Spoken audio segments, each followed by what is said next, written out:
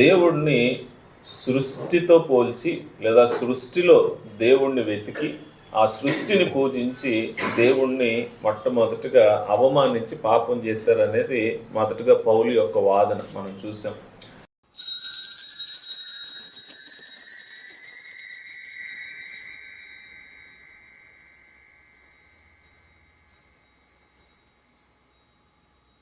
నిత్యుడైన దేవుణ్ణి, అనంతుడైన దేవుణ్ణి, ఆత్మస్వరూపుడైన దేవుణ్ణి వారు మనుష్యుల యొక్క, పక్షుల యొక్క, చతుష్పాద జంతువుల యొక్క, పురుగుల యొక్క ప్రతిమా స్వరూపంగా మార్చేసి దేవుణ్ణి సృష్టితో పోల్చి లేదా సృష్టిలో దేవుణ్ణి వెతికి ఆ సృష్టిని పూజించి దేవుణ్ణి మొట్టమొదటిగా అవమానించి పాపం చేశారనేది మొదటగా పౌలు యొక్క వాదన మనం చూసాం. ఎప్పుడైతే దేవుణ్ణి దేవునిగా కాకుండా దేవుణ్ణి సృష్టిగా ఆరాధన చేస్తున్నామో మనం ఆయన ఇన్సల్ట్ చేస్తున్నామని నేర్చుకున్నాం. మనల్ని ఒక పశువుతోనో ఒక జంతువుతోనో పోలిస్తే కోపం వచ్చినప్పుడు మనల్ని మనం అంటాం, ఎరా పంది, ఎరా కుక్క అన్నట్టు మనకు కోపం వస్తుంది. ఎందుకొరకు అనంటే మనం మనుషులు, మనకంటూ ఒక స్థాయి ఉంది. మనల్ని ఒక జంతువుతో పోల్చినప్పుడు మన కోపం వచ్చినప్పుడు ఊహించండి, అన్నింటినీ చేసినవాడు, అంతటినీ చేసినవాడు ఆయన్ని ఒక మనిషితో పోల్చడం కూడా సరిగ్గా, ఆయన్ని ఒక జంతువుతో కానీ, ఆయన్ని ఒక చెట్టుతో కానీ, పుట్టతో కానీ, సో ఆయన స్థాయి అన్నింటికీ పైన ఉన్నవాడు, అందరికీ పైన ఉన్నవాడు, అంతటినీ చేసినవాడు. కాబట్టి ఆయన్ని దేనితోనూ పోల్చడానికి సరిపోడు. ఆయన పేరే పరిశుద్ధుడు. పరిశుద్ధుడు అనే మాటకు అర్థం ఏంటి అనంటే అన్నిటికంటే ప్రత్యేకమైన వాడు. Is different, is separate, is unique. ఆయన ప్రత్యేకమైన వాడు అని అర్థం. అందుకే ఆయన ఆరాధించే దేవదూతలు యెషయా గ్రంథంలోను ఈ ప్రకటన గ్రంథంలోనూ మనం చూసినప్పుడు పరిశుద్ధుడు పరిశుద్ధుడు పరిశుద్ధుడు అంటే అర్థం ఏంటి అని అంటే ఆయన ఎవరితోనూ సరిపోల్చడానికి ఆయన సమానుడు కాదు. ఇన్ఫ్యాక్ట్ నిర్గమాకాండం 14-15 అధ్యాయాలు మీరు చదివితే మోషే ఐగుప్తులో నుంచి ఇశ్రాయేలీయులను తీసుకొస్తూ ఉన్నప్పుడు 15వ అధ్యాయంలో పాట పాడుతూ అంటాడు, వేల్పులలో నీ సముడు ఎవడు, పరిశుద్ధతను బట్టి నీవు మహనీయుడు, నువ్వు గొప్పవాడు ప్రభు అని పాట పాడతాడు. సో ఇది అన్ని జనులు చేస్తున్న మొదటి పాపం. అయితే ఎప్పుడైతే దేవుడు లేడు, మేం చేసుకున్నదే దేవుడు అని ఒక వ్యక్తి అంటాడో అప్పుడు వారి జీవితంలో కూడా ఒక ప్రాబ్లం ఉంది. మొదటి ప్రాబ్లం, దేవుణ్ణి మార్చేసి దేవుని మహిమను వీళ్ళు తగ్గించి లేదా దేవుని మహిమను వీళ్ళు వేరొక వాటికి ఆపాదించి పాపం చేస్తూ ఉంటే, రెండో పాపం ఏంటి అని అంటే వారి హృదయంలో చీకటి ఉంది, వారి హృదయంలో పాపం ఉంది. కాబట్టి దేవుణ్ణి తృణీకరించి దేవుణ్ణి అవమానిస్తున్నందుకు దేవుడు తుచ్చమైన అభిలాషలకు వారిని అప్పగించారు. వారు దేవుణ్ణి అవమానపరిచినప్పుడు, వారు దేవుణ్ణి మహిమను వాళ్ళు కించపరిచినప్పుడు దేవుడు కూడా వారిని ఏం చేశాడు అని అంటే వారి పాపానికి వారిని వదిలేశారు. అంటే మీరు దేవుణ్ణి అవమానపరుస్తున్నారు. ఏమని? నువ్వు మనిషివి, నువ్వు పశువు, నువ్వు జంతువు, నువ్వు చెట్టు, నువ్వు చేమ. దేవుని స్వరూపాన్ని మార్చి దేవుణ్ణి అవమానిస్తూ ఉంటే దేవుడు వారిని ఎలా అవమానించాడు అనంటే వారి పాపానికి వారిని వదిలేస్తే వారు ఏం చేశారు అనంటే మనం చూసాం, వారు స్త్రీలతో స్త్రీలు, పురుషులతో పురుషులు తుచ్చమైన అభిలాషలను అనుసరించి వారి శరీరాలను అవమానపరుచుకున్నారు, వారి స్వభావానికి విరుద్ధంగా పాపం చేశారు. తర్వాత క్రింద మనం లిస్టు చూస్తాం, 28వ వచనంలో అంటాడు, వారు తమ మనస్సులో దేవునికి చోటు నొల్లకపోయారు కనుక చేయరాని కార్యములు చేయుటకు దేవుడు భ్రష్ట మనస్సుకు వారిని చేయకూడని పనులన్నీ చేయడానికి దేవుడు ఆయన వదిలేశాడంట. కాబట్టి దేవుడు లేడని చెప్పేవాడు లేదా దేవుడిని మార్చేసేవారు దేవుడు వారికి విధించిన శిక్ష ఏంటి అని అంటే మీ కోరికలకు మీ ఆశలకు మీరు బ్రతకండి అని వదిలేస్తే. అందుకనే నో వాల్యూస్. సొసైటీలో దేవుడు లేడనేవాడికి దేవుడిని మార్చేసేవాడికి వాళ్ళకంటూ విలువలు ఉండవు. ఆల్మోస్ట్ ఎలా అనంటే, ఇలా అంటున్నా నేను ఏమనుకోవద్దు, తండ్రి లేని పిల్లలు ఎలా ఉంటారు? తల్లిదండ్రులు లేని పిల్లలు వాళ్ళకి వాల్యూస్ ఉంటాయా? తల్లిదండ్రులు పిల్లలకి ఏం నేర్పిస్తారు? వాల్యూస్ నేర్పిస్తారు. తిండి పెట్టడం మాత్రమే కాదు, చదివించడం మాత్రమే కాదు, వారి బాగోగులు చూసుకోవటం మాత్రమే కాదు, వాటితో పాటు ఏం నేర్పిస్తారు? ఏం మాట్లాడాలో, ఏం మాట్లాడకూడదో, ఎలా బట్టలు వేసుకోవాలో, ఎలా బట్టలు వేసుకోకూడదో, ఎలా ప్రవర్తించాలో, ఎలా ప్రవర్తించకూడదో వాల్యూస్ నేర్పిస్తారు. వీళ్ళ బ్రతికి ఎలా అయిపోయిందంటే ఆర్ఫన్స్. ఒక రకంగా దేవుడు లేడు, దేవుడిని మార్చేసి మాకు మేమే తయారు చేసుకుంటున్నాం అనుకున్నప్పుడు దేవుడు విడిచిపెట్టేస్తే, కాబట్టి వాళ్ళ వాల్యూస్, వాళ్ళ ఎథిక్స్, మారల్ ఎథిక్స్, వాళ్ళకి వాల్యూస్ కానీ వాళ్ళ పరిస్థితి ఎలా అయిపోయిందంటే 29 వచ్చిన నుంచి అట్టి వారు ఎలా జీవిస్తున్నారంట? సమస్తమైన దుర్నీతి చేతను, దుష్టత్వం చేతను, లోభం చేతను, ఈర్ష్య చేతను, మత్సరము, నరహత్య, కలహము, కపటము, వైరము, కొండగాండ్రు, అపవాదకులు, దేవద్వేషకులు, హింసకులు, అహంకారులు, బెంకములాడేవారు, చెడ్డవాటిని కల్పించేవారు, తల్లిదండ్రులకు అవిధేయులు, అవివేకులు, మాట తప్పువారు, అనురాగరహితులు, నిర్దయులు. ఎక్కడి నుంచి వచ్చారు వీళ్ళంతా సమాజంలో? 28 వచ్చిన ప్రకారం తమ మనసులో దేవునికి చోటు నొల్లకపోయారు కనుక చేయరాని కార్యాలు చేయటకు దేవుడు వారిని అప్పగించేశాడు. సో ఇది మొదటి అధ్యాయంలో అన్ని జనులను గూర్చి, వారి పాపాన్ని గూర్చి, దాని ప్రతిఫలాన్ని గూర్చి పౌలు మాట్లాడతారు. అయితే రెండో అధ్యాయంలో మనం చూసాం, ఇంకో గుంపు ఉంది. ఈ గుంపు ఎవరు అనంటే దేవుడు ఉన్నాడని చెప్పేవారు. మొదటి అధ్యాయంలో దేవుడు లేడని చెప్పే గుంపు ఉంటే, రెండో అధ్యాయంలో దేవుడు ఉన్నారనే ఒక గుంపు ఉంది. వీరు వింతైన వాళ్ళు. మేబీ ఇందులో నామకార్థ క్రైస్తవ సమాజం కూడా ఉంటుంది. బట్ అప్పటికి ఉన్న సమాజం ఎవరు అనంటే ఇశ్రాయేలు సమాజం. వీరు ఎలాంటి వారు అనంటే దేవుడు ఉన్నాడని ఒప్పుకుంటారు, దేవుడు ఒక్కడే అని ఒప్పుకుంటారు, ఆ దేవుడు గొప్పవాడు, మంచివాడు, పరిశుద్ధుడని ఒప్పుకుంటారు. వీళ్ళకి దేవుడు ఎవరో తెలుసు, దేవుడు ఏంటో తెలుసు, దేవుని ఇష్టం ఏంటో కూడా తెలుసు. ఎందుకంటే దేవుడు ధర్మశాస్త్రం ఇచ్చాడు, ఆజ్ఞలు ఇచ్చాడు. వీళ్ళకి ఎలా బ్రతకాలో, ఎలా బ్రతకూడదో, ఏం తినాలో, ఏం తినకూడదో, ఏం కట్టుకోవాలో, ఏం కట్టుకోకూడదో, ఎలా ప్రవర్తించాలో, ఎలా ప్రవర్తించకూడదు, ప్రతిదీ కూడా వీళ్ళకి దేవుడు బయలుపరిచాడు. తానెవరో, తన చిత్తం ఏంటో, తన ఇష్టం ఏంటో అన్నీ బయలుపరిస్తే వీరు ఎలాంటి వారు అనంటే దేవుణ్ణి ఎరిగి కూడా దేవుణ్ణి తృణీకరించారు. మొదటోళ్ళ కంటే ఈ రెండో వాళ్ళు ఇంకా ఘోరం. తల్లిదండ్రులు లేక చెడిపోయారు అనుకోండి పిల్లలు, సరే తల్లిదండ్రులు లేరు, గాలి తిరుగుళ్ళు తిరిగి చెడిపోయారు అంటారు. ఈ రెండో గుంపు ఇంకా భయంకరం. ఇదేంటి అంటే తల్లిదండ్రులు ఉండి కూడా, వాళ్ళు ప్రేమిస్తున్నప్పటికీ, వాళ్ళు ప్రాణం పెడుతున్నప్పటికీ, వాళ్ళకు మంచి చెట్లు నేర్పిస్తున్నప్పటికీ, చదివిస్తున్నప్పటికీ, అన్నీ చేసినా కూడా చెడిపోయారు అనుకోండి, వీళ్ళని ఏమంటాం? వీళ్ళు ఇంకా దుర్మార్గులు. ఈ రెండో గుంపు ఎవరు అనంటే ఇశ్రాయేలీయులు. వీళ్ళకి దేవుడు తెలుసు, దేవుని వాక్యం తెలుసు, సత్యం తెలుసు, మంచి ఏంటో తెలుసు, చెడ్డ ఏంటో తెలుసు, అన్నీ తెలిసినా కూడా వీరు ఎలా అనంటే మాకు దేవుడు అక్కర్లేదు, మాకు దేవుని చిత్తం అక్కర్లేదు. ఈరోజు చాలా క్రైస్తవ సమాజంలో కూడా, నామకార్థ క్రైస్తవ సమాజం కూడా ఈ గుంపులోనికి వస్తుంది. వీళ్ళకి అన్నీ తెలుసు, అంతా తెలుసు, కానీ వీళ్ళకి ఏం నచ్చదు అనంటే దేవుని ఇష్టం అంటే నచ్చదు. అందుకనే క్రిందకు వచ్చిన తర్వాత చూడండి ఎలా అంటున్నాడు రెండో అధ్యాయంలో, వీరు మారు మనసు పొందకుండా 4వ వచనం నుంచి ఏం చేస్తున్నారు చూడండి. దేవుని అనుగ్రహమును మారు మనసు పొందుటకు నేను ప్రేరేపించుచున్నదని ఎరుగక, ఆయన అనుగ్రహ ఐశ్వర్యమును, సహనమును, దీర్ఘశాంతాన్ని తృణీకరిస్తున్నారు. కాఠిన్యమును, మార్పు పొందని నీ హృదయమును అనుసరించి ఉగ్రత దినమందు, అనగా దేవుడు న్యాయమైన తీర్పు బయలుపరచబడు దినమందు నీకు నీవే ఉగ్రతను సమకూర్చుకొనుచున్నావు. సో దేవుడికి పక్షపాతం లేదు. 6వ వచనం, ఆయన ప్రతివానికి వాని క్రియలు చొప్పున. సో ఇందులో యూదులని, గ్రీసు దేశస్తులని భేదమేమీ లేదు.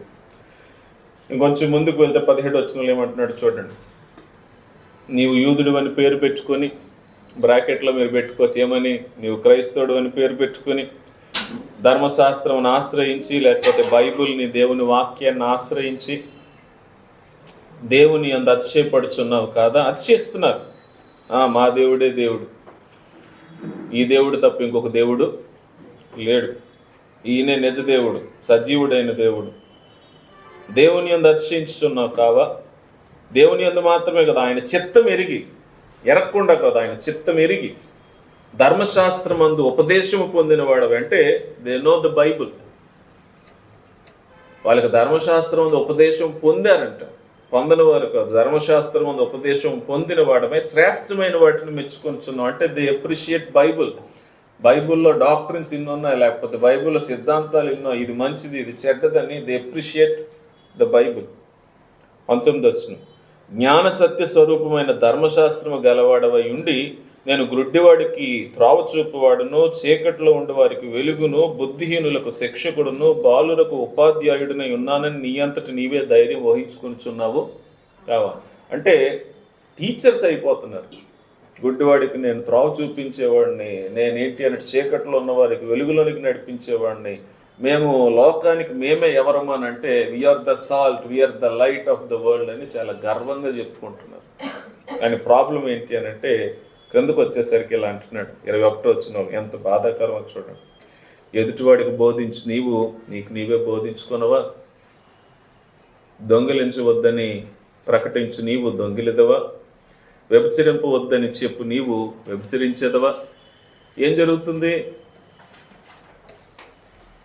వాళ్ళకేమో తెలియదు, దేవుడిని ఎరగలేదు, దేవుడిని తృణీకరించారు, దేవుడు వారిని విడిచిపెట్టేశాడు, పాపం చేస్తున్నారు. Okay fine. వీళ్ళకి దేవుడు తెలుసు, ధర్మశాస్త్రం తెలుసు, వాక్యం తెలుసు. వాళ్ళు ఏమంటున్నారంటే మాకు అన్నీ తెలుసు, అంతా తెలుసు, మేమే దేవుని ప్రజలు అంటున్నారు, దేవుని బిడ్డలం అని చెప్తున్నారు, మేము లోకానికి ఉప్పు వెలుగని చెప్తున్నారు. మాటల్లోనే భక్తి, క్రియల్లోనికి వచ్చేసరికి ఎలా ఉంది అని అంటే వ్యభిచరించొద్దని చెప్పేవాళ్ళే వ్యభిచరిస్తున్నారు, దొంగతనం చేయొద్దన్న వారే దొంగతనం చేస్తున్నారు, దోచుకోవద్దని చెప్పేవారే దోచుకుంటున్నారు. అంటే ఏం చెప్తున్నారో దానికి వ్యతిరేకంగా జీవితాలను జీవిస్తున్నారు. కాబట్టి కంక్లూజన్ ఏంటి? దేవుడిని ఎరగనివాడు అలాగే ఉన్నాడు, దేవుడిని ఎరిగినవాడు అలాగే ఉన్నాడు. కంక్లూజన్ ఏంటి అని అంటే 3వ అధ్యాయం దగ్గరికి మనం వచ్చాం. 3వ అధ్యాయంలో మనం ఇలా మాట్లాడుకున్నాం. 11వ దగ్గరికి వచ్చేసరికి ఆయన ఇలా అంటాడు, నీతిమంతుడు లేడు, ఒక్కడు కూడా లేడు, ఒక్కడునూ లేడు. అన్యుడు కాదు, యూదుడు కాదు, దేవుడిని ఎరగినవాడు కాదు, దేవుడిని ఎరిగినవాడు కాదు, అందరూ పాపము చేసి దేవుడు అనుగ్రహించి మహిమను 23వ దగ్గరికి మనం వచ్చాం. ఏ భేదం లేదు, అందరూ పాపం చేసి దేవుడు అనుగ్రహించే మహిమను పొందలేకపోతున్నారు. అందరూ అంతటా పాపం చేశారు, అందరూ దేవుడి నుంచి దూరం అయిపోయారు, అందరూ దేవుడిని బాధ పెట్టారు, దేవుడిని ఒక రకంగా ద్వేషించారు, దేవునికి శత్రువులు అయ్యారు. దేవుడిచ్చే మహిమ లేదా నిత్యరాధ్యం, తనతో సహవాసాన్ని మనుషులందరూ పోగొట్టుకొని ఇప్పుడు ఏం చేస్తున్నారు అని అంటే దేవుని తీర్పుకు మనుషులందరూ కూడాను గురి అయ్యారు అనేది పౌలు యొక్క వాదన. సో ఇది 3వ అధ్యాయం యొక్క చివరికి వచ్చేసరికి పౌలు కంక్లూజన్. అయితే మరి ఏం చెప్పాలనుకుంటున్నాడు పౌలు? వాళ్ళు మంచోళ్ళు కాదు, మేము మంచోళ్ళం కాదు, ప్రపంచంలో అందరూ చెడ్డోళ్ళే, అందరూ పాపం చేశారు, పాపం చేత అందరూ దేవుని శిక్షకు, దేవుని ఉగ్రతకు, మనుషులందరూ కూడా ఆ తీర్పుకు మనుషులందరూ కూడా గురయ్యారు అని అంటే ఇక మరి ఇందులో గొప్పతనం ఏముంది, మంచి విషయం ఏముంది? నేను పుస్తకం ప్రారంభించినప్పుడు ఇలా చెప్పాను, రోమా పత్రిక అనేది ఇది గాస్పల్ని ఏం చేయటం అని అంటే ఎక్స్ప్లోర్ చేయటం అని చెప్పాను. సువార్తని ఒక రకంగా ఏంటి అని అంటే డీటెయిల్డ్గా స్టడీ చేయటం. అందుకనే ముందు ఆయన పాపం అనే విషయం, దాని తీవ్రత ఎలా ఉంది, దాని పర్యవసానాలు, దాని యొక్క తీరేంటి, వీటన్నింటినీ కూడా సమాజంలో ఎలా ఉంది, ఇవన్నింటినీ కూడా క్రమంగా మాట్లాడి ఇప్పుడు పరిష్కారాన్ని ప్రజల ముందుకు తీసుకొచ్చాడు. ఆ పరిష్కారం ఎలా ఉంది అని అంటే 24 నుంచి దాదాపు 4వ అధ్యాయం అంతా 5వ అధ్యాయం కూడాను ఒక అద్భుతమైన పరిష్కారాన్ని దేవుడు మనుషుల కొరకు ఆయన తీసుకొచ్చాడు. నీతిమంతుడు లేడు, ఒక్కడు లేడు కాబట్టి ఎవరు దేవుణ్ణి చేరలేరు కాబట్టి మనుషులందరూ పాపులే కాబట్టి మనుషులందరూ కూడా మరణానికి నరకానికి పాత్రులే కాబట్టి దేవుని తీర్పుకు పాత్రులే కాబట్టి ఇప్పుడు మనుషులు ఏమీ చేయలేరు కాబట్టి దేవుడే ఏదో ఒకటి చెయ్యాలి. అందరూ తప్పు చేసి అందరూ పాపం చేసి అందరూ ఊపిలోనే ఉన్నారు అనుకోండి, రక్షించేవాడు ఎక్కడున్నాడు? కొందరు బయట ఉండి కొందరు లోపల ఉన్నారనుకోండి, ఏం చేయగలరు? బయట ఉన్న లోపల ఉన్న వాళ్ళని లాగగలరు. యూదులు అందులోనే ఉన్నారు, అన్యులు అందులోనే ఉన్నారు, క్రైస్తవులు అందులోనే ఉన్నారు. ప్రతి ఒక్కరు ఊబిలోనే ఉంటే మరి లాగేవాడెవడు? అందుకనే 24 వచనం నుంచి పౌలు యేసుక్రీస్తు నందలి విశ్వాసం ద్వారా ఒక వ్యక్తి ఎలా రక్షింపబడతాడో చాలా అద్భుతమైన విషయాలు ఆయన మాట్లాడటం మనం చూస్తాం. అందుకని 22 నుంచి చాలా అద్భుతమైన మాటలు క్రీస్తుని గురించి పరిచయం చేస్తాడు, యేసుక్రీస్తుని గురించి పరిచయం చేస్తాడు. 3 మాటలు ఇక్కడ చాలా కీ ఏమనాలి అనంటే ఫ్రేజెస్ ఇక్కడ పౌలు ఉపయోగిస్తాడు. మొదటిది ఏంటి అనంటే కృప ద్వారా రక్షణ. మొదటిది ఏంటండి? కృప ద్వారా మనం రక్షింపబడతాం. రెండవది ఏంటి అనంటే విశ్వాసము చేత, బై ఫెయిత్, విశ్వాసం చేత ఒక వ్యక్తి రక్షింపబడతాడు అని అంటాడు. మూడవది ఏంటి అనంటే క్రీస్తు బలియాగం ద్వారా రక్షణ, క్రీస్తు యొక్క శిలువ మరణం ద్వారా రక్షణ అని చెప్తాడు. ఈ 3 ఐడియాస్ కూడా 22 నుంచి 31 వచనాల దగ్గర ఆయన కంక్లూడ్ చేస్తాడు. ఈ 3 ఐడియాస్ తీసుకొస్తాడు. ఆ 3 ఐడియాస్ నేను చెప్పి ఈరోజు ముగించడానికి ప్రయత్నం చేస్తాను. మనుషులందరూ పాపులే, ఏ భేదం లేదు, ఎవడు గొప్పడు కాదు, ఎవడు నీతిమంతుడు కాదు. దేవుని ఎదుట నిలవబడి ఇదిగో నేను మంచోడిని, నన్ను నీవు నిత్యరాజ్యానికి చేర్చుకో, నన్ను నీ దగ్గరకు చేర్చుకో, నేను నీతో కూడా ఉంటాను, నేను నీతో సమండి అని చెప్పడానికి ఎవరు సరిపోరు. కాబట్టి దేవుడే ఒక పరిష్కారాన్ని తీసుకొచ్చాడు, దేవుడే ఒక సొల్యూషన్ తీసుకొచ్చాడు. ఈ ప్రాబ్లంకి దేవుడే ఒక సొల్యూషన్ని ఆయన ఆదిలోనే ఆయన డిజైన్ చేశాడు. ఆ సొల్యూషన్ ఏంటి అంటే మనుష్యులు క్రియల ద్వారా ఎప్పటికీ నీతిమంతులు. కాబట్టి మనుష్యుల్ని రక్షించాలి అనంటే కృపే దీనికి మార్గం. గ్రేస్, కృప. చూడండి ఇక్కడ కృపను గురించి 24 వచనంలో ఇలా అంటాడు, అండర్లైన్ చేసుకున్న ఒకవేళ అవకాశం ఉంటే. కాబట్టి, సో వాట్? కాబట్టి అంటే కంక్లూజన్ స్టేట్మెంట్. నమ్మువారు ఆయన కృపచేతనే క్రీస్తునందలి విమోచన ద్వారా ఉచితంగా నీతిమంతులుగా తీర్చబడుచున్నారు. సో ఇప్పుడు రక్షణ అనేది ఎలా సాధ్యమైంది అని అంటే విశ్వాసం ద్వారా, అక్కడికి నేను వస్తాను. బట్ కృపచేత, బై గ్రేస్. ఇంకొంచెం క్రిందకు వచ్చేసరికి ఆయన ఏమంటాడు అని అంటే ఇది ధర్మశాస్త్రం వలన కాదని అంటాడు. చూడండి 28 వచనంలో మీరు చూస్తే, కాగా ధర్మశాస్త్ర సంబంధమైన క్రియలు లేకుండా విశ్వాసం వలనే మనుషులు నీతిమంతులుగా తీర్చబడుచున్నారు. సో ధర్మశాస్త్రం అనేది క్రియకు సంబంధించింది అయితే కృప అనేది బహుమానానికి సంబంధించింది. క్రియ అనేది మనుషుల జీవితంలో మనం సామర్థ్యానికి సంబంధించింది అయితే కృప అనేది దేవుని ప్రేమకు సంబంధించింది, ఆయన కనికరానికి, జాలికి సంబంధించింది. వ్యత్యాసం నేను క్రిందసారి చెప్పినట్టు జ్ఞాపకం, బట్ అయినా మరొకసారి నేను చెప్పడానికి ప్రయత్నం చేస్తాను. ప్రపంచంలో ఉన్న మతాలన్నీ లేదా భక్తి మార్గాలన్నీ కూడా బోధించేది ఏంటి అని అంటే నువ్వు కష్టపడు, పుణ్యం చేయి, నీతి చేయి, దానం, ధర్మం, ప్రయాసపడు, మోకాల మీద రా, చుట్టూ తిరుగు, పడుకొని తిరుగు, పరిగెత్తు, చేతులు కాల్చుకో, ఒళ్ళు కాల్చుకో, లేదా తల పగలగొట్టుకో, మునుగు, లే. ప్రతి మతంలో కూడా వాళ్ళకు ఒక విషయం అర్థమైంది. అదేంటంటే నేను ఇప్పుడు దేవుణ్ణి సంతోషపెట్టాలంటే నేను ఏదో చెయ్యాలి, ఇవ్వాలి. నేను ఇది ఇస్తే, ఇంత ఇస్తే, ఇది చేస్తే. డబ్బు లేదనుకోండి, ఓకే నీ దగ్గర డబ్బు లేదా, అయితే నీ దగ్గర శరీరం ఉంది కదా, దాంతో ఏదో ఒకటి చేయి. ఇప్పుడు శరీరం కూడా లేదనుకోండి, నోరు ఉంది కదా, దాంతో ఏదో ఒకటి చేయి. నీకు సూటబుల్గా నువ్వు ఒకటి చెయ్యాలి. ఏదో ఒకటి చేస్తేనే నువ్వేమవుతావు అనంటే మోక్షానికి చేరుకుంటావు. ఉన్నోడిని దానం చేయమంటారు, లేనోడిని, అది లేదనుకోండి, ఆరోగ్యం కూడా లేదనుకోండి, వాడు నడవలేడు, లేవలేడు అని అనుకోండి, వాడికి నోట్లో ఒక మాట చెప్పి దీన్ని ఒక 1000 సార్లు చెప్పు, దీన్ని ఒక 1,00,000 సార్లు చెప్పు, 1,00,00,000 సార్లు చెప్పు, అప్పుడు నీకేమొస్తుంది? మోక్షం వస్తుంది. బట్ మనుషులు కష్టపడితే మోక్షం రావటం అది అసాధ్యం. క్రియల వలన మోక్షం రాదు. క్రియల వలన మనిషి ఎప్పుడు నీతిమంతుడిగా తీర్చబడడు. మరి తీర్చబడటానికి ఉన్న మార్గం ఏంటి అని అంటే కృప. ఎందుకొరకు అనంటే మన క్రియలు మనల్ని నీతిమంతులుగా తీర్చలేవు. ఎందుకు తీర్చలేవో ఒక మాట నేను చెప్తాను. ఫర్ ఎగ్జాంపుల్, నీతి అనేది దేవుడు తాను ఎలాంటి వాడో తన వ్యక్తిత్వానికి తగినట్టుగా ఆయన కొన్ని నియమాలు పెట్టాడు.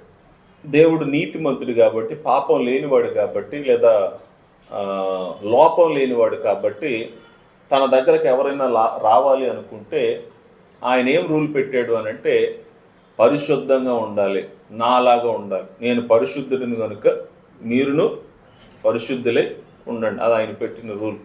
ఆయన అబద్ధం ఆడిన వాడు కనుక మీరు కూడా అబద్ధం, ఆయన మోసం చేయని వాడు కనుక మీరు మోసం, ఆయన వ్యభిచారం చేయని వాడు కనుక అంటే ఎదుటివారిని ఆశించిన వాడు కనుక నువ్వు కూడా ఎదుటివారిని దేన్ని ఆశించొద్దు.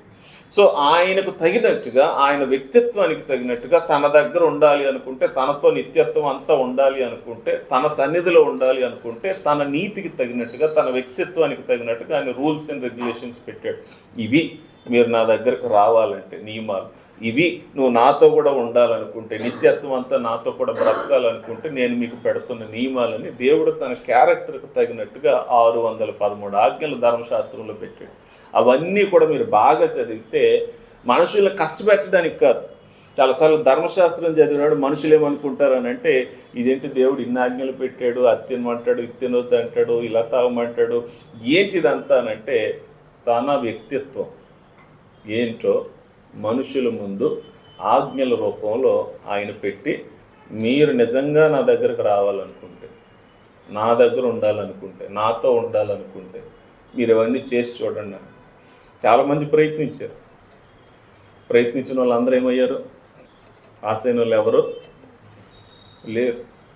ఇంపాసిబుల్. ఇప్పుడు చీటింగ్ నేర్చుకున్నారు. చీటింగ్ నేర్చుకోవడం అంటే ఏంటో తెలుసండి, మనుషులు అది ఇంపాసిబుల్ కాబట్టి వాళ్ళు కొత్త చట్టాన్ని రాసుకున్నారు. వాళ్ళ చట్టం ఏంటి? దేవుడు అలా అంటాడు కానీ తప్పు చేయనోడు ఎవడు లేడు. వాళ్ళు చూశారు, వీళ్ళు చూశారు, అందరిని చూశారు. క్వశ్చన్ పేపరే తప్పేమో కాబట్టి క్వశ్చన్ పేపర్ మార్చేస్తే పాస్ అవ్వడం కష్టమైంది అనుకోండి. క్వశ్చన్ పేపరు చేయాల్సిన పని ఏంటి? క్వశ్చన్ పేపర్ మార్చడం దానికి పరిష్కారం కాదు. పరిష్కారం ఏంటి? నేను ఎలా దీన్ని నేర్చుకోవాలనేదే పరిష్కారం. దానికి మనోళ్ళు చేసిన మన మహానుభావులు చేసిన పని ఏంటి అంటే, ఇందులో అందరూ ఉన్నారు, ప్రపంచంలో అన్ని దేశాలు ఉన్నాయి, అన్ని మతాలు ఉన్నాయి. వీళ్ళు చేసిన పని ఏంటంటే, ఎందుకు ఇవన్నీ క్వశ్చన్ పేపరే మార్చేద్దాం, క్వశ్చన్ పేపర్ ఏంటి మనకు నచ్చినట్టుగా మన క్వశ్చన్స్ రాసుకో.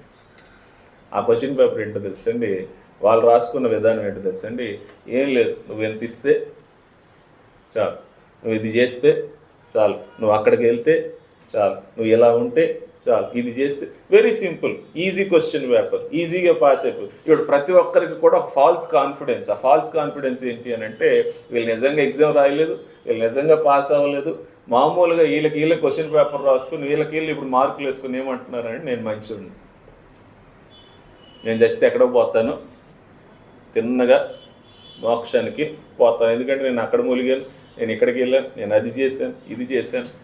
సో ఎందుకు మనుషులు ఎప్పుడూ కూడా క్రియల వలన దేవుని ఎదుటి నీతిమంతులుగా తీర్చబడలేరు అని అంటే, దేవుని పెట్టిన స్టాండర్డ్స్ అనేవి అవి టూ హై. వాటిని రీచ్ అవ్వడం, వాటిని చేరుకోవడం ఎవడి వలన కాదు, ఎప్పటికీ కాదు. ఎందుకొరకు అంటే మనిషి పాప కాబట్టి. ఒకవేళ ఎవరన్నా నేను మంచోడిని, నేను ఆయన్ని చేరుకుంటున్నాను, నాలో లోపం లేదు, తప్పు లేదంటే మీ క్వశ్చన్ పేపరే తప్పు. ఒకసారి మీ క్వశ్చన్ పేపర్ చెక్ చేసుకోండి, ఏ క్వశ్చన్ పేపర్తో మీకు మీరు మార్కులు వేసుకుంటున్నారు.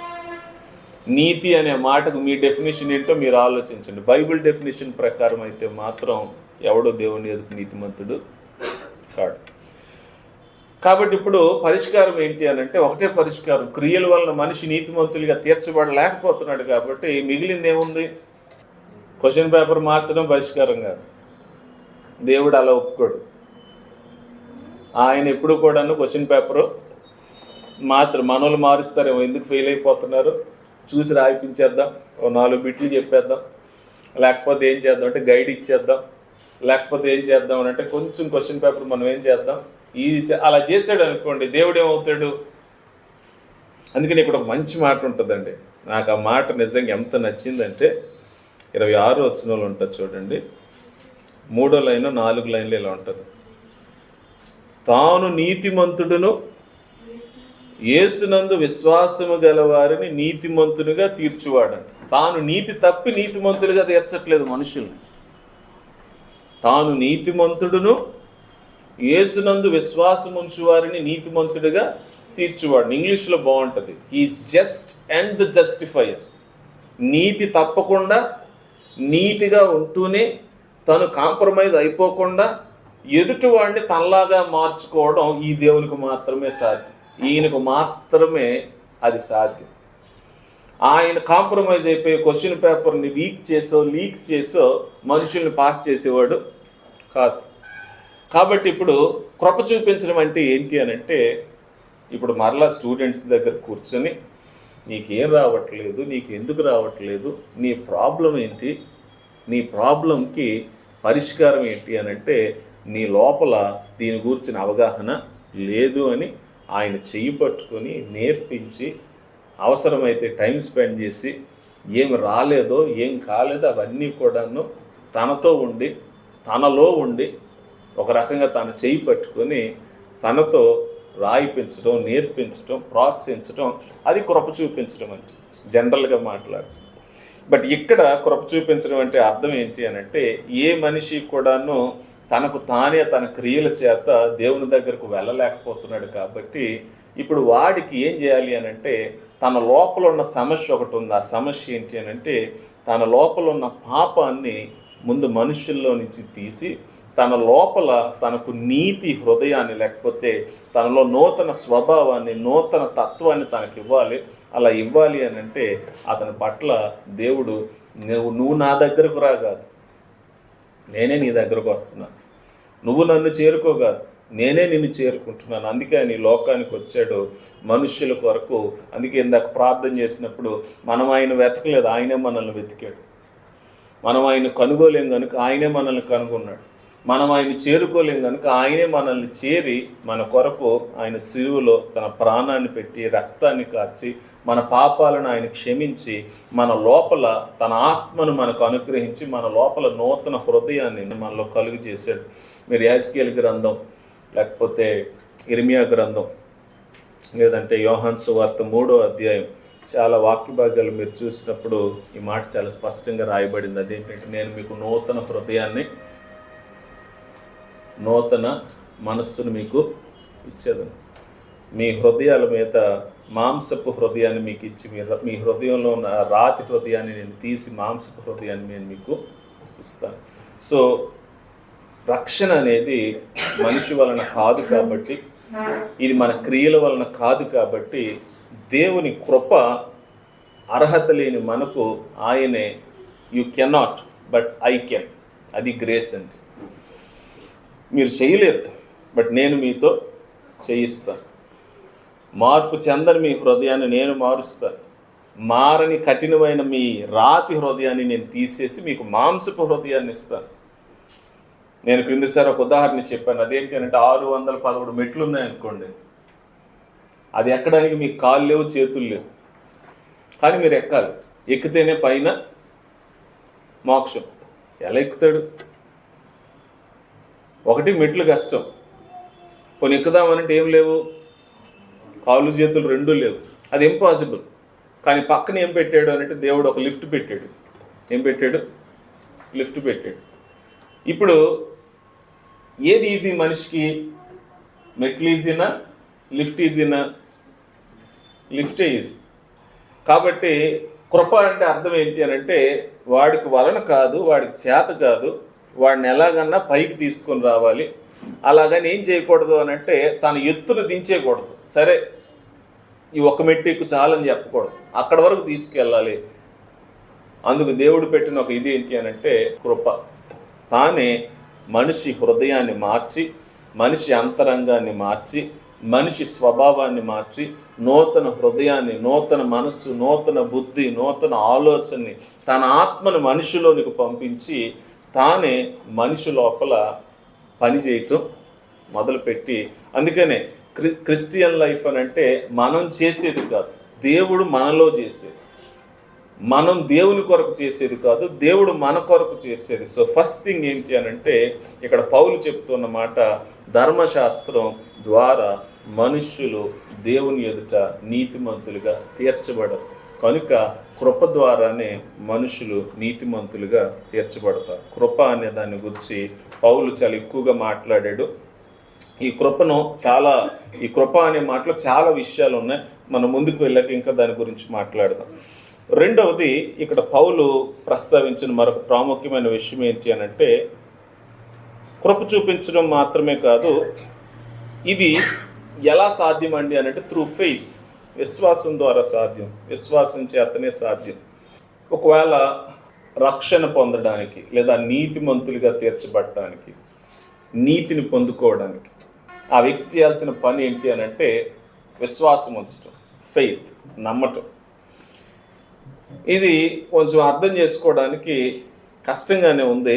ఒకసారి ఇలా ఆలోచించండి. అదేంటి అని అంటే, ఇది ఒక కోర్ట్ రూమ్ అనుకోండి. ఇక్కడ ఒక ఆయన తప్పు చేశాడు, ఓ దొంగతనమో ఒక హత్య ఏదో ఒక తప్పు చేశాడు. నేను జడ్జి గారిని, ఇటువైపు ముద్దాయి ఉన్నాడు, ఇటువైపు ఏంటి అని అంటే ఈ ముద్దాయి వలన లేకపోతే ఈ నేరస్తుడి వలన నష్టపోయిన వారు ఇటువైపు ఉన్నారు. ఇతని నేరం ఏమైందంటే ప్రూవ్ అయింది. దొంగనో వ్యభిచారనో హంతకుడనో ప్రూవ్ అయింది. ఇప్పుడు నేను ఈ వ్యక్తికి ఒక ఆఫర్ ఇస్తున్నాను. ఆఫర్ ఏంటి అని అంటే, నువ్వు నన్ను నమ్మితే నేను నిన్ను మంచోడు అని డిక్లేర్ చేస్తానని అన్నాను అనుకోండి. అది ఎలా సాధ్యం?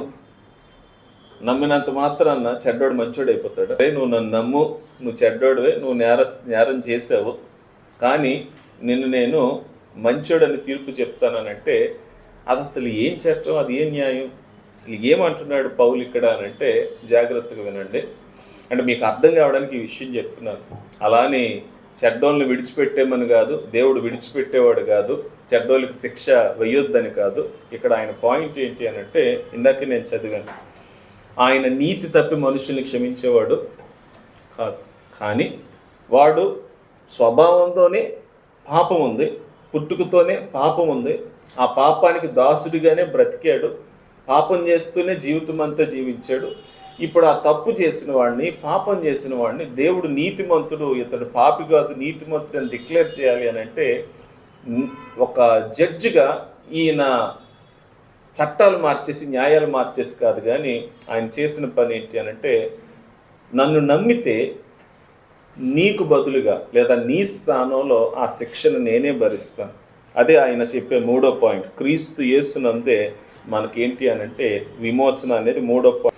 సో ఈ రెండు విడదీయలేం. విశ్వాసం ద్వారా క్రీస్తునందు అనే మాటలు విడలేం. ఎందుకనంటే నమ్మినంత మాత్రాన దేవుడు మనుషులు నీతిమంతులను డిక్లేర్ చేస్తే ఆయన అన్యాయస్తుడు అవుతాడు. బట్ నమ్మినప్పుడు ఆయన ఏం చేస్తున్నాడు అని అంటే యేసుక్రీస్తునందు మనుషులు నీతిమంతులుగా తీరుస్తున్నాడు. ఎందుకు యేసుక్రీస్తునందే? ఎందుకొరకు అని అంటే యేసుక్రీస్తునందు దేవుడు ఒక పని చేశాడు. ఆ పని ఏంటి అని అంటే ఆయన పాపానికి ఆయన యేసుక్రీస్తునందు తీర్పు తీర్చాడు. యెషయా గ్రంథం 53వ అధ్యాయం.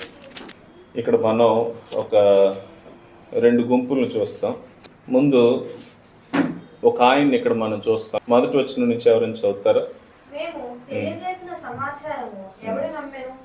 యెహోవా బాహువు ఎవరికి బయలుపరచబడెను? ఒక్క నిమిషం అండి. సో రెండు ప్రశ్నలు వేశారు. మేము ఒక మెసేజ్ చెప్తున్నాం. ఈ మెసేజ్ ఎవరు నమ్ముతున్నారు? మేము చెప్పిన విషయాలు ఎవరు? ఎందుకనంటే ఈ విషయాలు అంగీకరించేవిగా లేవు, నమ్మేవిగా లేవు. నమ్మసక్యం కాని విషయాలని ఇప్పుడు ప్రవక్త చెప్పబోతున్నాడు. ఏంటో నమ్మసక్యమైన విషయాలు? 2వ వచనం నుంచి. లేత మొక్కవలెను, ఎండిన భూమిలో మొలచిన మొక్కవలెను అతడు ఆయన ఎదుట పెరిగాను. అతని స్వరూపమైనను సొగసైనను లేదు. మనం అతన్ని చూచి అపేక్షించినట్లుగా అతని యందు స్వరూపము లేదు. అతడు తృణీకరింపబడిన వాడును, ఆయన మనుషుల వలన విసర్జించబడిన వాడును, వ్యసనాక్రాంతుడుగాను వ్యాధి నలబలించిన వాడుగాను మనుషులు చూడనల్లని వాడుగాను ఉండెను. అతడు తృణీకరింపబడిన వాడు గనుక మనము అతనిని ఎన్నిక చేయకపోతే. ఒక్క నిమిషం, 2-3 వచనాల్లో ఒక ఆయన వచ్చిన డిస్క్రిప్షన్ ఉంది. చాలా వర్స్ట్గా ఉన్నాడు ఈయన. చూడటానికి అసహ్యంగా ఉన్నాడు, చూడటానికి చాలా చాలా కష్టంలో ఉన్నట్టుగా, నష్టంలో ఉన్నట్టు. చూడండి డిస్క్రిప్షన్ చూడండి. సొగసు లేదంట, స్వరూపం లేదంట. మనం అతన్ని చూసి అపేక్షించినట్లుగా అతనికి స్వరూపం లేదు. స్వరూపం లేదంటే అర్థం ఏంటో తెలుసండి? షేప్ లేదు. మనుషులకి షేప్ లేకుండా ఎలా ఉంటుంది? కళ్ళు, చెవులు, ముక్కు, నోరు, చేతులు, కాలు. ఈయన చూస్తే మాత్రం చాలా ఆక్వర్డ్గా ఉన్నాడంట, షేప్లెస్గా ఉన్నాడంట. అంటే బాడీ అంతా కూడాను షేప్ మారిపోయింది. అంటే అర్థం ఏంటో తెలుసండి? ఎవరో పూర్తిగా ఇతని షేపులన్నీ మార్చేశారు. యాక్సిడెంట్ అయిందనుకోండి, యాక్సిడెంట్ అయినప్పుడు బాడీ ఎలా ఉంటుంది? ప్రాపర్ షేప్లో ఉండదు. చేతులు పక్కకు తిరిగిపోయి, మెడ వెనక్కి తిరిగిపోయి భయంకరంగా ఉంటారు కదా. ప్రవక్త చూస్తే ఒక ఆయన ఎలా కనిపిస్తున్నాడు అని అంటే షేప్లెస్గా కనిపిస్తున్నాడు అంట, చాలా ఆక్వర్డ్గా కనిపిస్తున్నాడు అంట. అతన్ని చూసి ఇష్టపడినట్టుగా, లేకపోతే అతను చూడాలనిపించడానికి ఏం లేదంట, అతను అపేక్షించడానికి వీలు లేకుండా ఒక ఆయన కనిపిస్తున్నాడంట. 3వ వచనంలో మనుషులు అతన్ని చూసి ఏమన్నారంట? అతడు తృణీకరించబడిన వాడు. మనుషులందరూ అతన్ని రిజెక్ట్ చేశారు, మనుషులందరూ అతన్ని విసర్జించాడు. కేవలం షేప్లెస్ మాత్రమే కాదు కానీ అతని చుట్టూ మనుషులు ఉన్నారంట. అందరూ ఆయన ఏం చేస్తున్నారంట? థూ, ఛీ తిడుతున్నారంట, ఉమ్మేస్తున్నారంట, అతన్ని రాళ్ళతో కొడుతున్నారంట, లేకపోతే అతన్ని అసహించుకుంటున్నారంట. ఒకవైపు ఏమో అతనికి షేప్ లేదు, 2వ వచనంలో చాలా ఆక్వర్డ్గా ఉన్నాడు, షేప్లెస్గా ఉన్నాడు. మరొక దర్శనం ఏంటంటే అతని చుట్టూ ఉన్నవారు అతన్ని ఏం చేస్తున్నారంటే అసహించుకోవడం, తిట్టడం, చీదరించడం. అంత ఘోరంగా ఒక ఆయన. ఎవరు అంత ఘోరంగా ఉన్నాడు? ఒక ఆయన. ఏంటి అంత ఘోరంగా జరిగింది ఒక ఆయనకి? ఎవరైనా? 4వ వచనంలో భలే వింతగా రాస్తాడు ఈయన ప్రవక్త. నిశ్చయముగా అతడు మన రోగములను భరించాను, మన వ్యసనములను వహించాను. ఆయన మత్తబడిన వాడుగాను, దేవుని వలన బాధింపబడిన వాడుగాను, శ్రమ నొందిన వాడుగాను మనం అతను ఇచ్చింది. అయితే దేవుడే అతన్ని శిక్షించాడు, దేవుడే అతన్ని బాధ పెట్టాడు. కానీ అతడు ఈ షేప్లెస్కి, లేకపోతే అతని అవమానానికి కారణం ఏంటి అని అంటే 4వ వచనం ప్రకారం మన రోగములను అతడు భరించాడు, మన వ్యసనాలను. 5వ వచనం మన అతిక్రమములను బట్టి అతడు గాయపరచబడును, మన దోషములను బట్టి అతడు నలుగొట్టబడును, మన సమాధానమైన శిక్ష అతని మీద పడును, అతడు పొందిన దెబ్బల చేత మనకు స్వస్థత కలుగుతున్నది. అంటే ఏం జరిగింది దీనికి? ఆయన చెడ్డోడు కాదు, ఆయన మంచోడే. అతను అలా అయిపోవడానికి కారణం ఏంటి అని అంటే నా దోషం, నా శిక్ష, నా అతిక్రమం, నా పాపం, నా రోగం ఆయన మీద పడిందంట. ఆయన అవన్నీ భరిస్తున్నాడు కాబట్టి షేప్లెస్గా ఉన్నాడు, షేమ్ఫుల్గా ఉన్నాడని ఈ ప్రవక్త చూస్తున్నాడు. అంటే అందరి బాధ, అందరి రోగం, అందరి కష్టం ఒక ఆయన భరిస్తుంటే మనుషులు ఆయన ఏం చేస్తున్నారని అంటే అసహించుకుంటున్నారంట. క్రిందకు వచ్చాక ఇంకేమంటాడు చూడండి. 6వ వచనం మనమందరమును గొర్రెవలే త్రోవ తప్పిపోతుంది, మనలో ప్రతివాడును తనకిష్టమైన త్రోవను తొలగింది. యెహోవా మనందరి దోషము అతని మీద మోపెను, అతడు దౌర్జన్యము నొందెను, బాధింపబడిను, అతడు నోరు తెరవలేదు. వదకు తేబడిన గొర్రె పొలయు బొచ్చు కత్తిరించు అని ఎదుటి గొర్రెయు మౌనముగా ఉండినట్లు అతడు నోరు అన్యాయపు తీర్పు పొందిన వాడై అతడు కొనిపోబడి. ఈ మాట బైబిల్లో అండర్లైన్ చేసుకోవాలండి. అన్యాయపు తీర్పు పొందిన వాడై అతడు కొనిపోబడిన. ఎందుకో తెలుసండి, ఇక్కడ 2 తీర్పులు జరుగుతున్నాయి. మొదటి తీర్పు ఒక పాపిని నీతిమంతునిగా, అన్యాయమా న్యాయమా?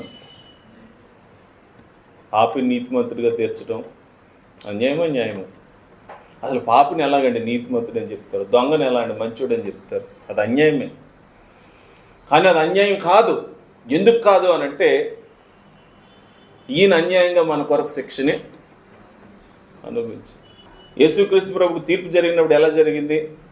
తప్పు చేశాడు కాబట్టి జరిగిందా? పిలాతు ఏమన్నాడో తెలుసండి, ఈయన యందు నాకు ఏ దోషం మరి ఎందుకంటే శిక్ష వేస్తున్నారని అంటే అది అంతే, అన్యాయంగానే మేము శిక్ష వేస్తాం. శాస్త్రులు పరిచయాలు కూడా ఆయన శిక్ష చేసినప్పుడు తప్పుడు సాక్ష్యాలు తెచ్చుకున్నారంటారు. తప్పుడు సాక్ష్యాలు తెచ్చుకొని చేయనివన్నీ ఆయన మీద మోపి ఆయనకు శిక్ష వేశారు. సో ఇక్కడ మీరు బాగా గమనిస్తే ఒక ఆయన అన్యాయంగా శిక్ష పొందుతున్నాడు. ఎందుకు అన్యాయంగా శిక్ష పొందుతున్నాడు అని అంటే న్యాయంగా శిక్ష మనకు రావాలి. న్యాయంగా మన శిక్ష, మన బాధ, మన రోగం, మన వ్యసనం, మన పాపం, మన అతిక్రమం మన మీద పడాలి. కానీ ఒక ఆయన అన్యాయంగా శిక్ష పొందిన కారణం చేత ఆయన ఏమంటున్నాడు అని అంటే మిమ్మల్ని నేను నీతిమంతులుగా తెలుస్తాను. ఒక రకంగా పౌలు ఏమంటున్నాడో తెలుసండి, యేసుక్రీస్తు ప్రభు ఆయన శిలువ త్యాగం అనేది అన్యాయమే. ఎందుకు అన్యాయం అని అంటే ఆయన చెయ్యని దానికి ఆయన శిక్షను అనుభవించాడు. ఎందుకు అనుభవించాడు అని అంటే మన స్థానంలో ఆయన వచ్చి మన స్థానాన్ని ఆయన తీసుకుని ఆయన శిక్షను అనుభవించాడు. అందుకే 2 కొరింథీ పత్రిక 5వ అధ్యాయం 21వ వచనంలో మనం చదవండి. మనం ఆయన యందు దేవుని నీతి అగునట్లు పాపమెరుగని ఆయనను మన కోసము పాపముగా చేశాను. అంతే అండి. మనము దేవుని నీతి అని పిలువబడినట్లుగా పాపమెరుగని ఆయనను మన కోసం ఏం చేశాడంటే దేవుడు పాపంగా చేశాడు. సో ఏం చెప్తున్నాడు ఇక్కడ పౌలు అని అంటే ఈ రోమిలకు రాసిన పత్రిక 3వ అధ్యాయంలో ఎవడు నీతిమంతుడు లేడు, అందరూ పాపం చేశారు, అందరూ మరణం, అందరూ నరకం, అందరూ శిక్షను భరించాల్సిందే.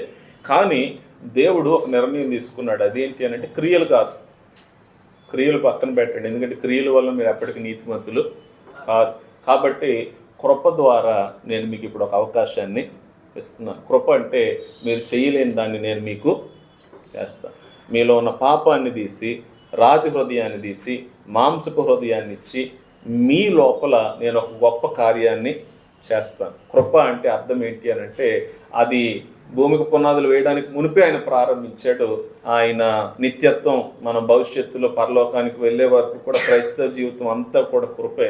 బట్ ఒక వ్యక్తి రక్షించబడే విషయంలో ఆయన చూపే కృప ఏంటి అని అంటే ఈ భూమి మీద ఉన్నప్పుడు మొదటిగా తన ఆత్మకార్యాన్ని మనలో జరిగించడం, రెండవది ఏంటి అని అంటే సిలువ కార్యం.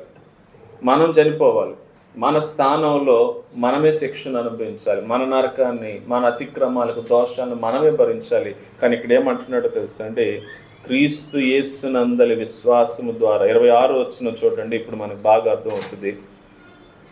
క్రీస్తు యేసు ఎందులో విశ్వాసం? క్రీస్తు యేసు రక్తమునందలి విశ్వాసము ద్వారా, అంటే ఆయన బలియాగమునందలి విశ్వాసం ద్వారా, ఆయన కార్చిన శిలువ రక్తమునందలి విశ్వాసము ద్వారా ఆయన కరుణాధారముగా బయలుపరచబడింది. దేవుడు అప్పటి కాలం మందు తన నీతిని కనపరచు నిమిత్తం తాను నీతిమంతుడును యేసునందు విశ్వాసము గల వారిని నీతిమంతునిగా తీర్చువాడున ఇండుటకు ఆయన ఇలాగూ చేసింది. కాబట్టి మన విశ్వాసం దేంట్లో లేదు? క్రియల్లో లేదు. మన విశ్వాసం దేంట్లో లేదు? జడ్జి గారు నేను నీకు తీర్పు తీరుస్తాను, ఏం పర్లేదులే అని అంటే ఎలా చేస్తాడు అని అంటే నువ్వు అక్కడి నుంచి వచ్చి నీ ప్లేస్లోకి నేను వస్తాను అంటే ఒక రకంగా మనల్ని తప్పించి జడ్జి గారు ఆ ప్లేస్లోనికి వచ్చి నిలవబడి, అది ఎలా అన్యాయం అవుద్ది చెప్పండి? శిక్షణ ఆయన ఏం చేయలేదు తెలుసండి, రద్దు చేయలేదు. శిక్ష రద్దు చేస్తే ఈయన అన్యాయస్తుడు అవుతాడు. కానీ ఈయన చేసిన పని ఏంటో తెలుసండి, నేను అసలు ఈ వాక్యభావం చదివినోడు ఈ మాట చెప్పాలనుకున్నాను. ఒకవైపు ఏమో ఆయనకి చంపే అంత కోపం ఉంది, మరొక వైపు ఏమో చచ్చే అంత ప్రేమ ఉంది. ఏం చేస్తాడు దేవుడు? తల్లిదండ్రుల్లాగానే చెయ్యి కూడా తప్పు చేశారనుకోండి పిల్లలు, చంపేయాలన్నంత కోపం వస్తుంది. మరొక వైపు పిల్లల మీద ఏముంటుంది? చచ్చే అంత ప్రేమ ఉంటుంది. చంపాలా చావాలా? ఏం చేయాలి? దేవుడి పరిస్థితి కూడా అంతే. మనుషులేమో పాపం చేశారు, ఆ పాపానికి దేవుడు పరిశుద్ధుడు, నీతిమంతుడు, పాపాన్ని చూడలేని పవిత్రమైన కన్నులు కలిగిన వాడు, వీళ్ళని చంపేద్దాం అన్నట్టుగా దేవుడికి లోపల ఏంటి అని అంటే ఆయన నీతి పని చేస్తూ ఉంటే, మరొక వైపు ఏంటి అని అంటే ప్రేమ కూడా ఉంది దేవునికి. చచ్చే అంత ప్రేమ ఉంది మనుషుల కొరకు. ఓన్లీ ప్రేమ చూపించాడు అనుకోండి, నీతిని పక్కన పెట్టేసి ఏమంటారు? నీతి మాలిన వాడు అంటారు. నీకు ఎలా ఉన్నా పర్వాలేదా, ఎలా బ్రతికినా పర్లేదు, కొడుకైతే కూతురైతే ఎలా బ్రతికినా పక్షపాతం అవుతాడు కదండి. కాబట్టి ఆయన ఏం చేశాడో తెలుసండి, నీతి తప్పలేదు, ప్రేమ తప్పలేదు. ఆయన ఏమన్నాడో తెలుసండి, నేను నిన్ను ప్రేమిస్తున్నాను కాబట్టి నువ్వు పక్కొచ్చే, అలా నేను అన్యాయం చేయలేను, నీ స్థానంలో నేనే దాన్ని భరిస్తాను. అందుకని యేసుక్రీస్తునందలి విశ్వాసం ద్వారా, ఎందుకు యేసుక్రీస్తునందలి విశ్వాసమే మనుష్యుల పాపాలకు క్షమాపణ, మనుషులను మోక్షానికి చేర్పించి నిత్యరాజ్యానికి చేర్చగలదు, నీతిమంతులుగా చేయగలదు అని అంటే మన స్థానంలో ప్రాణం పెట్టినవాడు ఆయనే కాబట్టి, మనకు బదులుగా చనిపోయినవాడు ఆయనే కాబట్టి. సో 3 విషయాలు రక్షణ అంటే మొదటిగా మనం అర్థం చేసుకోవాలి. అదేంటి అని అంటే క్రియలు కాదు, కృప. ఆయన మన కొరకు మనలో చేసే కార్యం. రెండవది రక్షణ అంటే క్రియలు కాదు, విశ్వాసం. మనం చేయడం కాదు, నమ్మటం. ఆయన చేసిన దాన్ని నమ్మటం, ఆయన సులువు కార్యాన్ని నమ్మటం, అందులోనే రక్షణ అనేది మనుషులకు ఉంది. మూడవది ఏంటి అని అంటే అది యేసుక్రీస్తులో మాత్రమే సాధ్యం, ఇంకెక్కడా సాధ్యం కాదు. ఎందుకొరకు అంటే మన శిక్షను భరించింది ఆయన మాత్రం. కొంతమంది మోక్షానికి ఇది మార్గం, అది మార్గం, అది మార్గం. ఓకే, సరే, మీరు ఒక మార్గం అంటున్నారు, నేను ఒక మార్గం అంటున్నాను. లాజికల్గా ఆలోచించు. నా పాపాన్ని తీసి నన్ను మంచోడిని చేయడానికి మీరు ఒకటి మార్గం అని చెప్తున్నారు. నీళ్ళు మార్గం అంటున్నారు, నిప్పు మార్గం అంటున్నారు, అది మార్గం, ఇది మార్గం అని మీరు అంటున్నారు. లాజికల్గా నాకు ఒక ఎక్స్ప్లెనేషన్ ఇవ్వండి. అంటే బుద్ధి ఉంది కదా, ఆలోచించి ఎలా నీరు నా పాపాన్ని కడిగేయగలదు, ఎలా నిప్పు నా పాపాన్ని కడిగేయగలదు. మీరు నన్ను అడిగారు అనుకోండి ప్రశ్న, నేను సమాధానం చెప్పగలను. ఎలా యేసుక్రీస్తు మీ పాపాలను కడిగేయగలడు అంటే, ఎందుకంటే ఆయన నా పాపానికి బదులుగా శిక్షను భరించాడు కాబట్టి, నా స్థానంలో ఆయన చనిపోయాడు కాబట్టి ఇప్పుడు నన్ను ఏం చేయగలడు, ఆయన క్షమించగలడు, నాకు ఒక నూతన జీవాన్ని ఆయన ఇవ్వగలడు. కాబట్టి కొంతమంది అంటారు చాలా సింపుల్గా, ఏదైతే ఏముందిలేండి, అన్నీ ఒకటే, అంతా ఒకటే, పాపం పోవడానికి మనుషులందరూ కరెక్టే, ఏదైతే ఏముంది అన్నీ ఒకటే, పాపం పోవడానికి అందరూ ఒక్కొక్కరు ఒక్కొక్క మార్గం. బట్ మీరు ఎంచుకున్న మార్గం సరవలేదో, మీరు అన్ని బస్సులు ఒకే ఊరికి వెళ్ళవు, అన్ని ట్రైన్లు ఒకే స్టేషన్కి వెళ్ళవు. ఏదైతే ఏముందిలేండి అని రోడ్డు ఎక్కి ఏ బస్సు పడితే ఆ బస్సు ఎక్కిపోతే మీ ఇంటికి వెళ్ళరు, మీ ఊరు వెళ్ళరు. ఒక బస్సు ఒక ఊరికి వెళ్తుంది, మీరు ఏ ఊరికి వెళ్ళాలో ముందు మీకు తెలియాలి, ఆ ఊరికి వెళ్ళడానికి ఏ బస్సు వెళ్తుందో మీకు తెలియాలి, ఆ బస్సు ఎక్కితేనే మీరు ఆ ఊరికి వెళ్తారు. కాబట్టి పాప క్షమాపణ నిజంగా కావాలి అని అంటే, నిజంగా నిన్ను చేసిన దేవుణ్ణి నువ్వు చేరుకోవాలి అని అంటే, మోక్షాన్ని చేరుకోవాలి అంటే, పాపాన్ని పోగొట్టుకొని నిత్యరాజ్యాన్ని సంపాదించుకోవాలి అని అంటే ఉన్న ఒకే ఒక మార్గం ఏంటి అని అంటే, క్రియలు కాకుండా కృపచేత విశ్వాసం ద్వారా యేసుక్రీస్తు శిలువ యాగాన్ని బట్టి మనల్ని క్షమించే దేవుడే మనకు మార్గం తప్ప ఇంకొక మార్గం లేదు. కాబట్టి అది పౌలు 3వ అధ్యాయం చివరికి వచ్చేసరికి కంక్లూజన్ చెప్పాడు. దీనికి 2 ఉదాహరణలు ఆయన 4వ అధ్యాయంలో చెప్పాడు. అది మనం తర్వాత వారం మనం చూద్దాం. 4వ అధ్యాయంలో అబ్రహాం అనే ఒక వ్యక్తిని పాత నిబంధన గ్రంథంలో, అలాగే దావీద్ అనే ఒక వ్యక్తిని పాత నిబంధన గ్రంథం, ఇద్దరు గొప్ప వ్యక్తులు చరిత్రలో వాళ్ళ జీవితాన్ని తీసుకొని ఎలా దేవుడు అబ్రహామును ఒక అన్యుణ్ణి నీతిమంతునిగా తీర్చాడు, ఏం చేస్తే అబ్రహాం నీతిమంతుడయ్యాడు. అలాగే దావీద్ అనే ఒక వ్యక్తి ఎలా పాపం చేసిన తర్వాత కూడా, పాడైపోయిన తర్వాత కూడా, ఆయన వ్యభిచారం అనే పాపంలో పడిన తర్వాత కూడాను దేవుడు అతన్ని చంపేయకుండా, అతన్ని శిక్షించకుండా ఆయన్ని ఎలా క్షమించి మరలా తన నీతిమంతునిగా తీర్చాడు. ఒక 2 ఉదాహరణలు ఉన్నాయి. ఆ 2 ఉదాహరణలు 4వ అధ్యాయంలో మనం చూడబోతున్నాం. ప్రార్థన చేసుకుంటాం.